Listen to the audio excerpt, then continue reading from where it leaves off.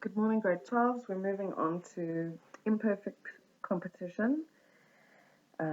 I hope you had a lovely weekend and you're all well rested. Um, so, the first one we're looking at is monopolies. So, monopoly is the other extreme um, market structure. So, you can think of it almost as the opposite of perfect competition. So, it's completely what we don't want. Um, so, let's move on to the characteristics and we're going to look at the graph as well. First of all, mono means one, so there's only one seller or producer of that product. There are no close substitutes and there are barriers to entry.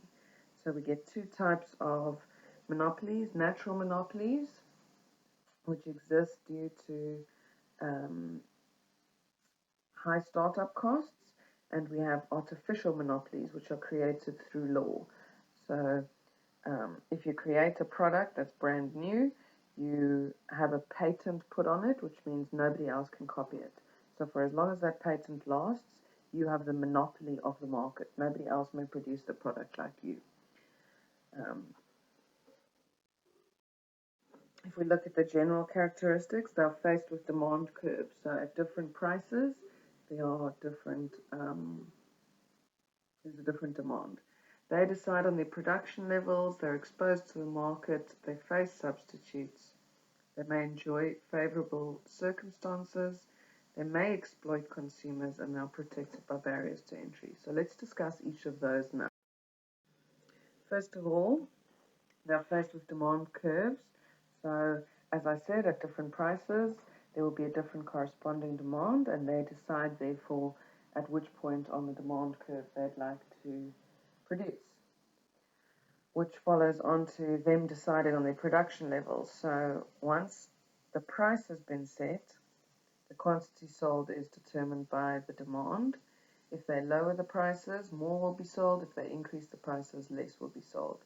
So they definitely have influence over what prices they charge and therefore what quantities they will produce. Please remember, importantly, that they are exposed to market forces.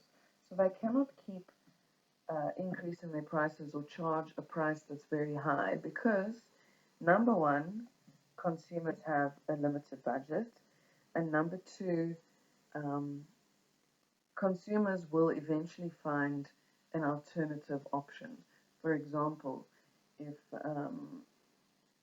air ticket prices are too expensive, people will rather travel by road or by train.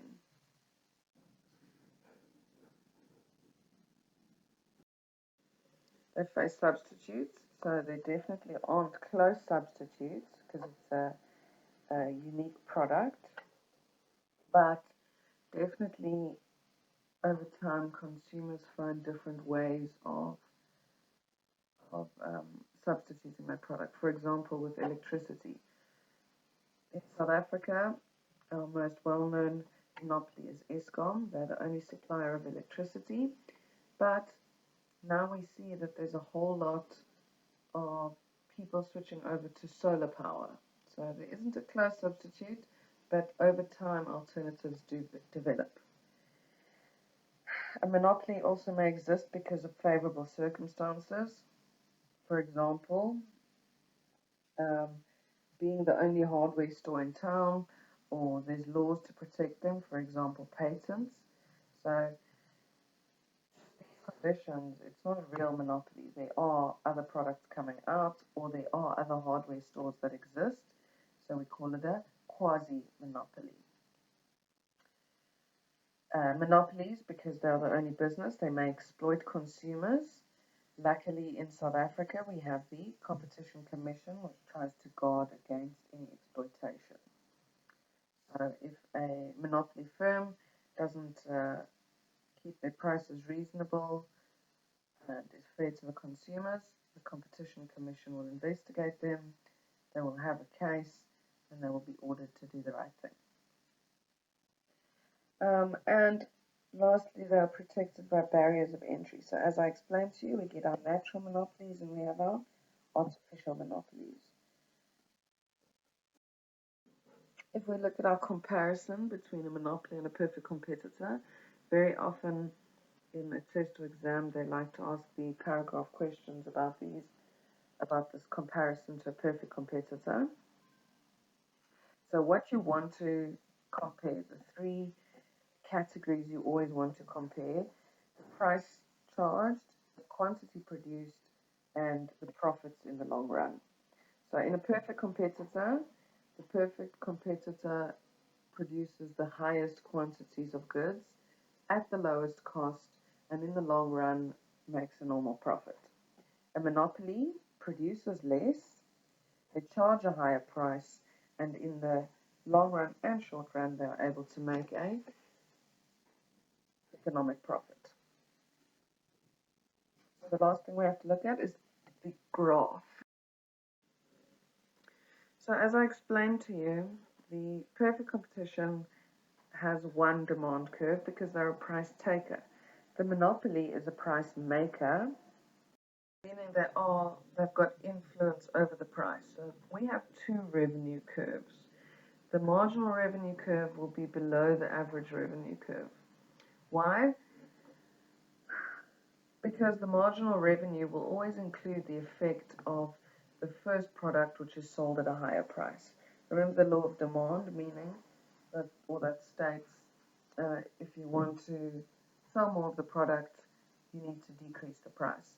So the average revenue will always include the first items or the first products that were sold at higher prices, whereas the marginal revenue will decline more. You can go and have a look at revenue schedules if it doesn't make any sense to you. So there are two legs basically: marginal revenue and average revenue. They are less elastic than a monopolistic competition. So again, your cost curves are shaped the same. Again, take note, average total costs is the same as average cost. And where